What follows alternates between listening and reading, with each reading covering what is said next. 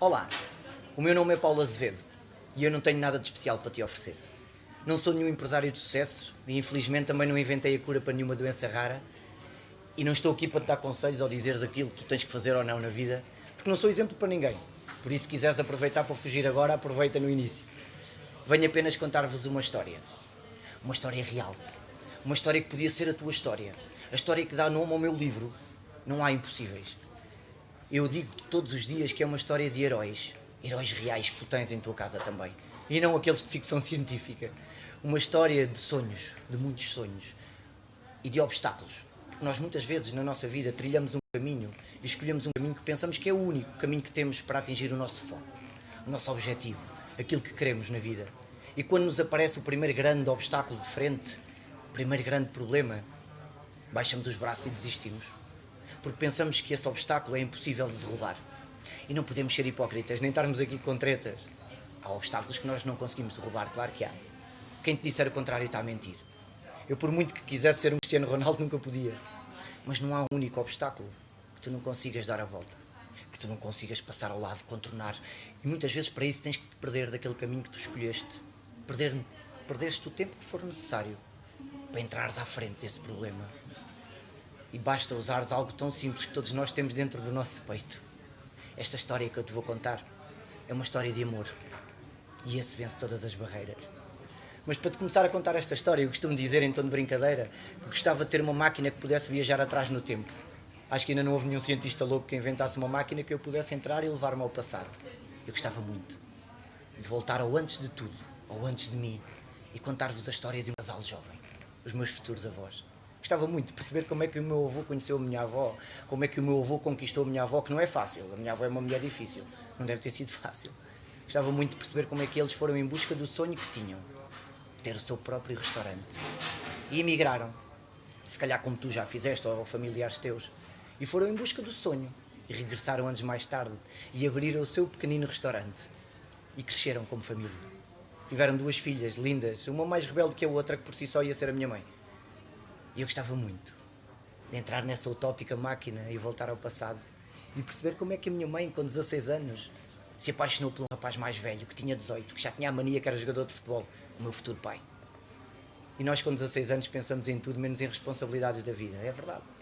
Queremos é aproveitar ao máximo aquilo que a vida tem para nos dar. Queremos nos divertir, queremos curtir.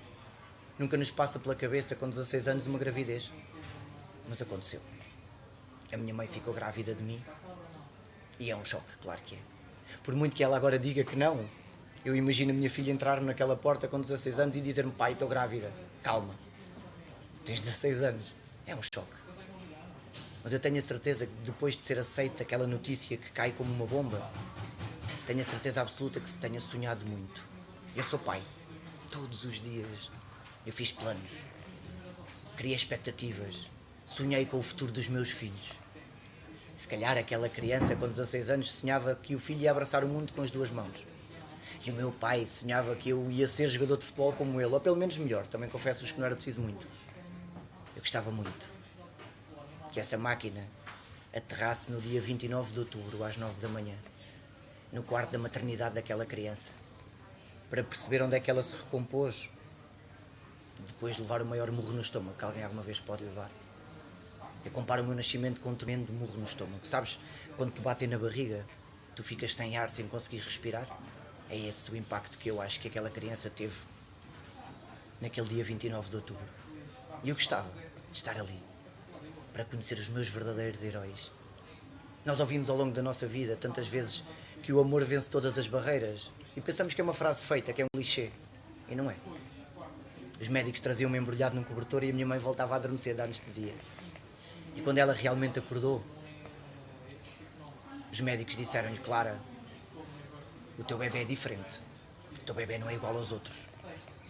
A minha mãe abriu o cobertor, olhou para mim, recém-nascido, e disse a única frase que eu uso todos os dias à frente do meu espelho quando eu acordo de manhã: podia ser pior. Podia ser pior. Tu sonhas durante 9 meses que o teu filho vai abraçar o mundo com as duas mãos, destroem-te os sonhos em segundos e tu tens a coragem de dizer que podia ser pior. A minha mãe naquele dia, naquele caminho que ela tinha escolhido, deparou-se com um obstáculo impossível de derrubar. que era eu abraçar o mundo com as 2 mãos. Mas foi apenas com amor que ela contornou aquele obstáculo e deu a volta. Porque eu era pequenino, não podia pedir luta por mim, mãe, que eu faço valer a pena. Tinha que ser a minha primeira heroína a acreditar em mim, independentemente de tudo. Os meus avós demoraram 5 dias a ir-me ver ao quarto da maternidade e o meu pai não subia as escadas. O meu pai ficava a meio, porque o meu pai percebeu de uma forma muito cruel que eu nunca poderia entrar num estádio de futebol ao seu lado, que eu não podia ter aquele público a gritar o meu nome de pé. O meu pai percebeu isso porque eu naquele dia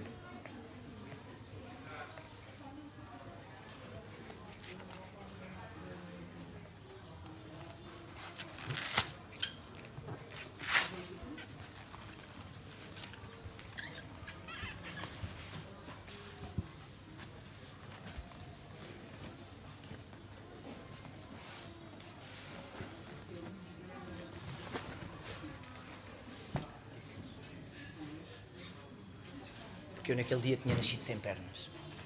E era ali que eu gostava de estar para conhecer os meus verdadeiros heróis, a minha equipa de trabalho, é verdade. Os médicos diziam que eu nunca me conseguiria sentar quanto mais andar.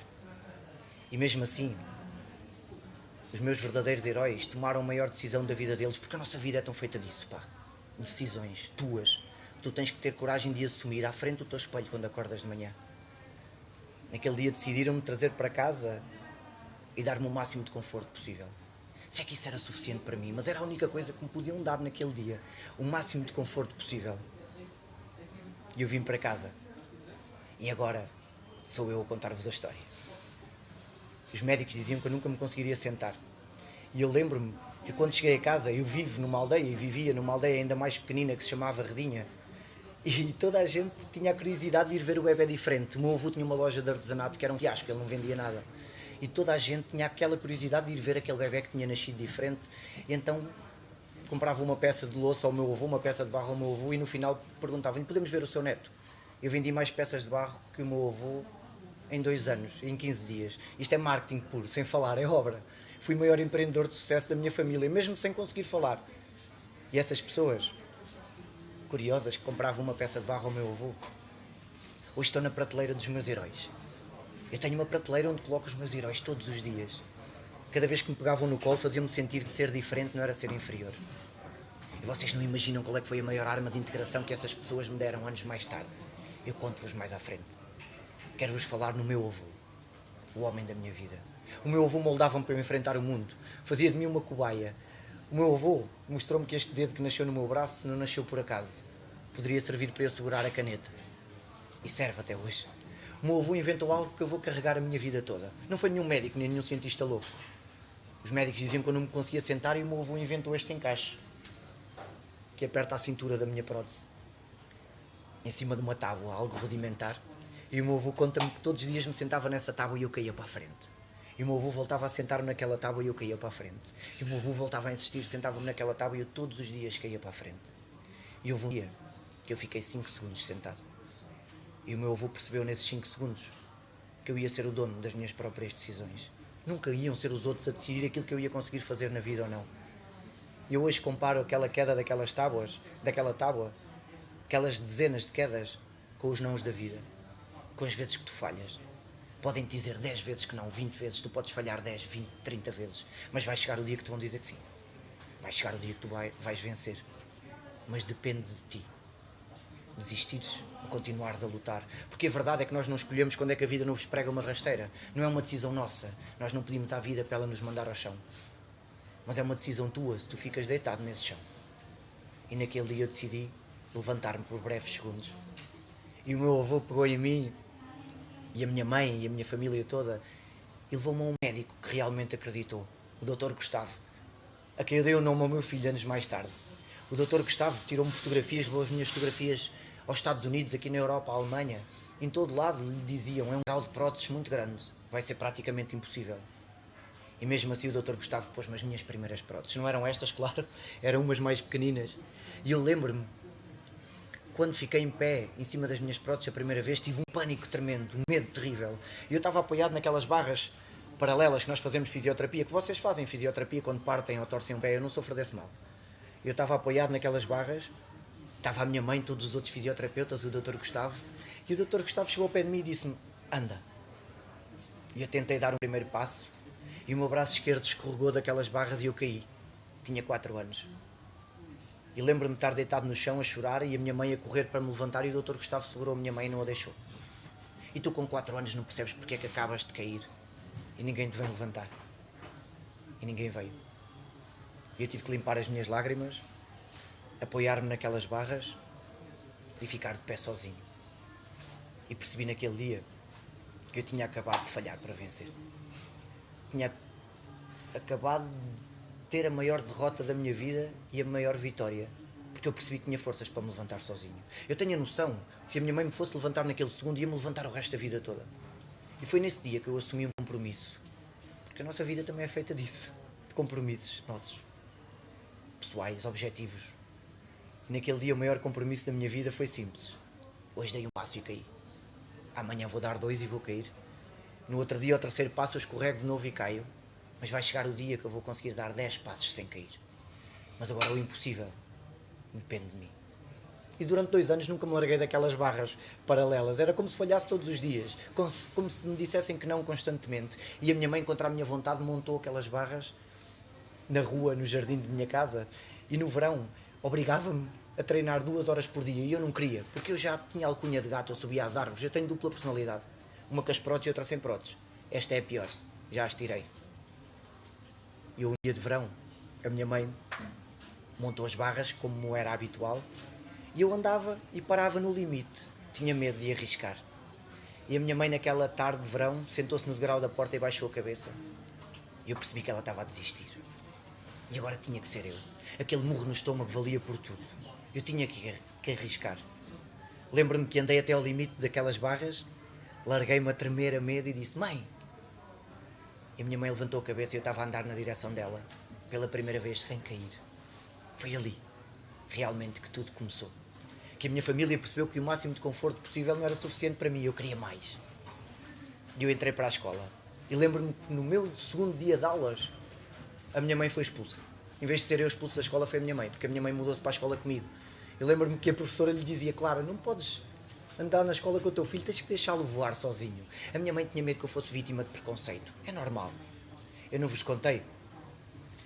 Os meus pais e os meus avós levavam-me para a praia todo nu. Que vergonha, ao menos umas cuecas, mas não era todo nu. Precisamente para as pessoas verem tal e qual como eu era, sem rodeios, sem tabus. E as pessoas viam. E as pessoas pensavam: olha, ele não tem mãos, não tem pernas, se calhar não ouve, não fala, até as desgraças todas. E diziam alto e bom som: coitadinho, mais valia a pena tu não teres nascido. E dói. Dói muito tu ouvires isso. E sabem o que é que eu fazia com essa frase? Ganhava forças nela todos os dias quando estava sozinho no meu quarto. Quando estamos sozinhos no nosso mundo, tantas vezes que os fantasmas saem do armário. E eu ganhava forças nessa frase e dizia para mim mesmo: um dia sou eu que vos vou mostrar se valeu a pena ter nascido ou não. Eu sei que no início disse que não te vinha dar nenhum conselho. Isto não é um conselho, é uma partilha apenas. Gosta de ti como és. Com todos os teus defeitos, com todas as tuas virtudes. És tu que tens que gostar de ti do jeito que és. Nós passamos a vida toda a tentar agradar aos outros, a tentar que os outros gostem de nós, quando muitas vezes somos nós que não gostamos de nós mesmos. É difícil irmos longe pessoalmente e profissionalmente quando tu não acreditas no teu valor. E tu vales tanto. Experimenta quando estás sozinho no teu quarto, com esses fantasmas todos, dizeres várias vezes: é difícil, mas um dia eu vou conseguir. E se não for hoje, é amanhã. E se não for amanhã, é no outro dia. Mas viva a tua vida baseado na existência. E nunca, nunca na desistência. Pode parecer egocêntrico, mas eu gostava de mim como era, com as mãos redondas, não interessa. E lembro-me que os meus colegas me perguntavam: mas tu não tens pé, não tens mãos? E eu: não. E não tens pernas? Não. Então o que é que tu não tens mais? Eu não tenho pés. Pés também não, e mais? Eu não tenho unhas encravadas.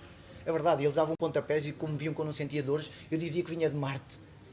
As professoras não achavam muita piada, que eu lembro-me que uma vez uma professora minha me disse: Paulo, tu queres falar, pões o dedo no ar. E eu: ponho o quê? Não percebi, eu pus o dedo no ar. Ela, se tivesse um buraco naquele dia, tinha-se enterrado. Eu era feliz à minha maneira. E aquelas crianças curiosas que me perguntavam o que é que eu não tinha, conheciam-me como ninguém.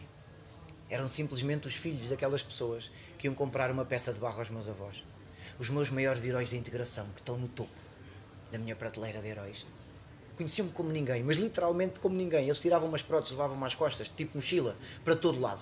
Nós tínhamos um pinhal atrás da escola primária, eles faziam cabanas nas árvores, levavam-me e sentavam-me no ramo mais alto. Quando vinham as contínuas, eles conseguiam correr, fugiam, eu era sempre apanhado. Eu era feliz à minha maneira. Mas havia algo que eu achava que não estava bem resolvido. O olhar do meu pai. Eu um dia entrei no quarto dos meus pais, abri a última gaveta da mesa de cabeceira e encontrei umas chuteiras, umas botas pequeninas de jogador de futebol, de bebê, e um equipamento do Benfica. E percebi que o meu pai tinha fechado o sonho na gaveta de um dia ser jogador de futebol como eu. Eu não acredito que desse lado não haja ninguém que não tenha sonhos. Mas muitas vezes nós temos medo de ir atrás do nosso sonho. Só há uma forma de o realizarmos, só uma porta de entrada nele, que é aquela que toda a gente espera. E nós consideramos o nosso maior sonho uma utopia. Há várias portas de entrada no teu sonho, mas só há uma única chave e essa és tu que a tens. Claro que eu nunca podia ser jogador de futebol como o meu pai, claro que não. Sentir o cheiro da relva, o toque da bola nos pés. Mas eu não era obrigado a desistir do sonho do meu pai só porque não podia realizá-lo da forma como toda a gente esperava. Fui atrás desse sonho. E decidi ensinar a jogar futebol. E fui tirar o curso de treinador de futebol 11. E na altura, quando chegou a hipótese de estágio, eu pedi estágio no Porto, no Sporting, no Benfica. E no Porto fui fazer uma palestra, no Sporting também e no Benfica. E naquela altura tinha saído uma reportagem sobre mim na Sport TV, que se chamava O Melhor Jogador do Mundo. E o diretor da Sport TV disse-me: olha, tu és fã do José Mourinho? Sou. Eu tenho o e-mail dele, mas não te vou dar, senão chateias o homem todos os dias. Mas escreves-me um e-mail a pedir estágio e eu reencaminho para ele. E assim foi. Eu escrevi um e-mail, 3 dias depois eu tinha uma resposta na minha caixa de correio. Não do diretor da Sport TV, do próprio José Mourinho. Só com uma frase que dizia: claro que sim, vem, eu pago-te a viagem. E eu fui, anestesiado, dormente, eu não sabia para onde é que ia. E de repente numa daquelas portas abre-se, daqueles corredores intermináveis, abre-se uma porta e aparece-me aquela figura imponente de frente, estica-me o braço para me cumprimentar, e eu nervoso a cumprimentá-lo, e ele: estás com frio? E eu: não, estou nervoso. E a nossa primeira conversa foi literalmente esta, sentados frente a frente, e ele disse-me: Paulo, fala-me um bocadinho de ti. Olha, mister, eu nasci assim deficiente. E ele: cala-te, pá, deficientes são aqueles 24 que eu tenho dentro do balneário. Começámos a trocar ideias e eu na altura disse-lhe: sabe, eu ainda tenho muito receio de conduzir, eu gostava de vir para aqui no meu carro, mas é impossível. E ele parou de escrever, ele estava a escrever no computador, olhou para mim e disse-me: é o quê? E calou-se, continuou a escrever e eu ouvi uma impressora a imprimir. E ele disse-me: olha, Paulo, eu estava a fazer o check-in de ida do meu assessor. Ele vai-se embora segunda-feira e fiz a reserva dos teus bilhetes, vais-te embora com ele, se faz favor. E disse: mas está-me a mandar embora? Estou. Eu aceito o teu estágio no dia que tu apareces no teu carro, à frente do portão do centro de estágios. E eu não tive outro remédio, se não vir para Portugal, pegar no meu carro pequenino, e arrancar, cheio de medo, para Madrid. E quando estacionei o meu carro no parque de estacionamento do centro de estágios, o Mister Mourinho estava à minha espera. Abriu a porta, fez uma visita guiada ao meu carro, agarrou-me num braço, olhou para mim, olhos nos olhos, e disse-me a única coisa que eu gostava que vocês levassem de toda esta pequena conversa: tu és o teu pior inimigo, porque és tu que constróis as tuas barreiras e levantas os teus muros. Claro que tu não conseguias conduzir até aqui, claro que não, já tinhas decidido assim. E eu pensei: não, ele tem razão. A batalha da minha vida não é contra os outros, é contra eu próprio. Porque muitas vezes nós damos as desculpas que são os nossos colegas que são maus colegas, são os nossos chefes que nos pagam mal, cá de trabalho está difícil, está a chover, não me apetece sair de casa. E o nosso pior inimigo somos nós mesmos. E a batalha da nossa vida é contra nós e não contra os outros. Naquele sonho que eu estava a viver em Madrid, houve um episódio que me marcou tremendamente. Na altura, todos os jogadores brincavam comigo, alguns escondiam umas próteses, e havia um jogador que não olhava para mim, que nunca falou para mim, o Iker Casillas. E eu aprendi que não devemos julgar uma pessoa sem lhe dar a oportunidade primeiro. Aprendi isso na primeira pessoa, porque o que eu devia ter feito de correto era perguntar-lhe o porquê, o que é que se passava. Não, eu deduzi que ele era má pessoa, que não prestava, que não brincava como os outros. E no meu último dia de estágio, eu chamei-o, ele era capitão de equipa, e disse-lhe: olha, eu escrevi uma carta para o plantel que eu gostava que tu pusesses na entrada dos balneários para vocês não se esquecerem de mim. E ele disse-me: olha, Paulo, espera aqui que eu venho já. e aparece-me com umas luvas brancas na mão e disse-me: estas luvas são as minhas luvas que levantaram a última Copa do Mundo pela seleção espanhola. Eu, como capitão, fui o primeiro a levantar aquele troféu e eu quero que tu vendas as minhas luvas no eBay, num site semelhante, e compres umas próteses que te façam mais feliz, que não te provoquem tantas dores. E deu uma maior chapada de luva branca que eu alguma vez podia ter levado. Porque eu julguei-o desde o primeiro dia e ele fez a diferença toda naquele segundo. E eu perguntei-lhe: porquê? Porquê que não olhavas para mim? E ele disse-me: sabes porquê, Paulo? Porque tu nunca vais ter um estádio como eu a gritar o teu nome. Porque eu pensava que eu era o rei neste mundo e que quando ele acabasse ia ser a derradeira rasteira da minha vida. E afinal tu mostraste-me num pequeno sorriso que eu sou o rei atrás da porta da minha casa. E quando a vida me passar a derradeira rasteira, eu vou-me levantar no abraço da minha mulher, no beijo da minha mãe, no sorriso dos meus filhos. É lá que eu vou ser o rei todos os dias da minha vida. Eu vim para Portugal totalmente enriquecido naquelas palavras daquele homem que eu tinha julgado desde o primeiro segundo.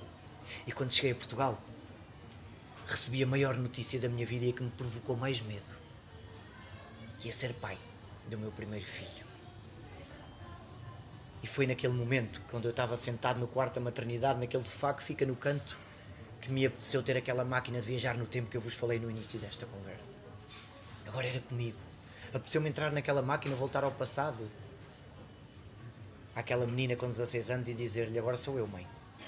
E se eu levar um murro no estômago como tu levaste? Como é que eu respiro de novo?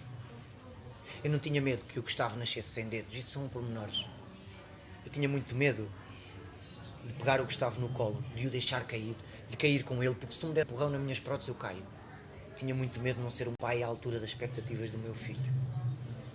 Eu lembro-me que eu estava tipo barata tonta com o nascimento do Gustavo e a enfermeira levou o menino para limpar e eu fui atrás dela para tirar fotografias, claro.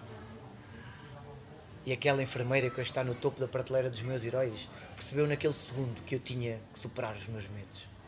Embrulhou o Gustavo no colo e disse-me: toma, ele é seu. E pôs-me o Gustavo no colo. E eu garanto que qualquer um de vocês me podia dar o maior empurrão das vossas vidas, que eu naquele dia nunca o deixaria cair. Foi naquele dia que eu senti o que era ser o rei. O que era ter um amor de uma vida. Sabem o que é que me apeteceu fazer? Não sei se vocês viram o filme O Rei Leão, quando o macaco pegou no leão à beira do rochedo, para toda a gente ver. Eu apeteceu-me pegar no Gustavo, abrir a janela da maternidade, independentemente de ser no quinto andar, pô-lo cá fora e gritar bem alto para toda a gente ouvir. Agora sim, tudo valeu a pena. Foi uma pequena parte da minha história que tu podes ler no meu livro. Não há impossíveis da Contraponto. Aqui tens um abrir de alma muito grande, um assumir de erros, uma ferramenta de superação onde tu podes ver com pequenos gestos, com muita crença, com força de vontade, tu consegues dar a volta aos teus obstáculos.